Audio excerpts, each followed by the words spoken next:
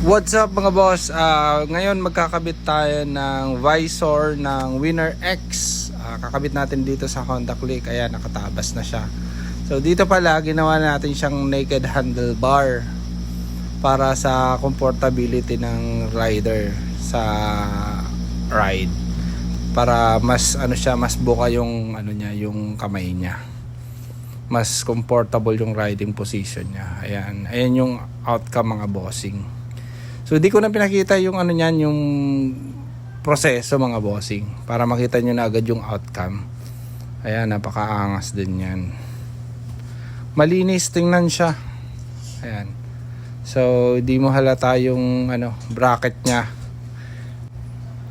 Yan, napakaangas din ng ng dual shock niyan mga boss. Medyo madumi nga lang to, galing pang Quezon City yung biyahe nito. Naka air filter na rin na stainless, dual monoshock, dual shock. Yan. Medyo mataas yung nito, yung position niya. Pero pagka nananakbo na comfortable na yung riding niya. Napakalinis ng ng visor tsaka yung naked handlebar. Wala kang makikitang wiring na nakalaylay.